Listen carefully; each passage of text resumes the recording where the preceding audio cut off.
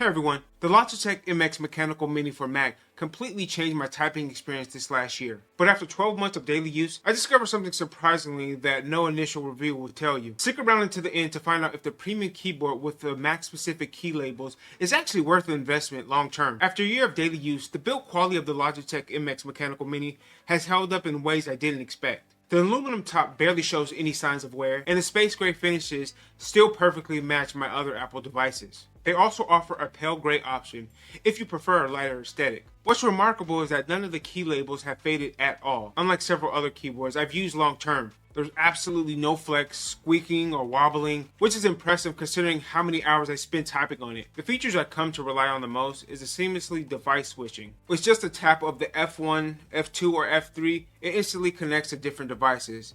What often gets overlooked is that the keyboard works perfectly with Windows PCs too, not just Apple products. It stores exactly 3 device connections in its memory, and pairing is simple. Just press and hold the device button until the light blinks. The Bluetooth Low Energy connection has remained stable across all my devices, moving between them effortlessly. Unlike other multi-devices I've tried, this one never forgets its repairing or requires resyncing. Here's where things get interesting: the typing experience after a full use. The great tactile switches on the keyboard have maintained a perfect feel and response. Many keyboards get louder and less responsive over time, but listen to this.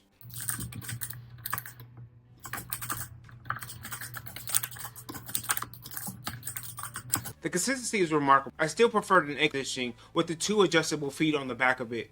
And even after an 8-hour typing session, my wrists don't feel fatigued as they do with other keyboards. Now, for a confession about the Logitech MX Mechanical Mini, I initially hated some of the layout differences. The wider spacebar, the smaller command, it frustrated me for weeks. But here's the twist: the end button, the page up, the down button, I once considered unnecessary, now I consider becoming an essential part of my workflow. And those full-size arrow keys I once complained about, now I can't stand using Apple's half-heighted ones. Sometimes what seems as a disadvantage becomes a favorable feature. There's also some hidden powerful features that most people never fully explore, and that's mostly through the Logi Option Plus software. I completely re-imaged what this keyboard can do. When you first think about it, the F1 and F3 keys being dedicated device switching seems limiting at first, but I discovered creative remapping that can make the keyboard more functional than any Apple keyboard could ever be. Let me address the question that everyone asks: does the battery really last as long as they claim? With the backlighting on, I've consistently got 2 weeks from the device. With the lights off, it genuinely lasts about a month.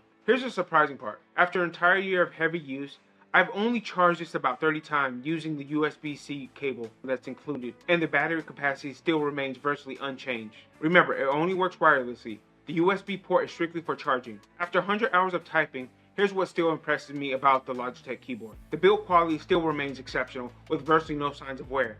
The typing experience feels just as responsive and crisp as day one. The multi-device switching has been flawless and reliable, never once falling off when I needed it. Battery life continues to exceed my expectation. After a year of heavy use, it has survived several coffee spills that would have killed other keyboards, and it still looks perfectly at home alongside my other Apple devices. But I wouldn't be giving you the full picture if I didn't share some of the persistent issues that I face with the keyboard at times. Unlike the standard MX Mechanical, the Mac version doesn't include the Logitech Bolt receiver, which feels like an unnecessary upsell. Clicking between the keys is genuinely challenging without the right tools. Being limited to only the gray tactile switches means there's no option for the click your blue or the linear red alternative that's available with other mechanical keyboards. It occasionally disconnects from my computer when I'm waking it up from sleep mode, though it recovers quickly. And not having a wired fallback option has left me stranded during a few crucial deadlines. After a year of real-world testing, I can tell you exactly who would love this keyboard. Mac users who type extensively and care about both comfort and durability. People juggling multiple devices such as Apple's or Windows devices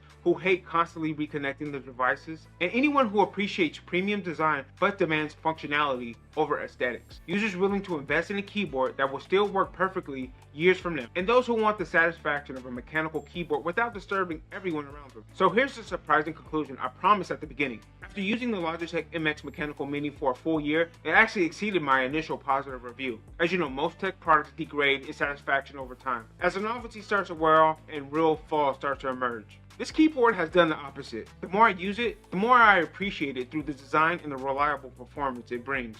For Mac users, this isn't just a good keyboard option, it's likely the best long-term investment you can make for your typing experience.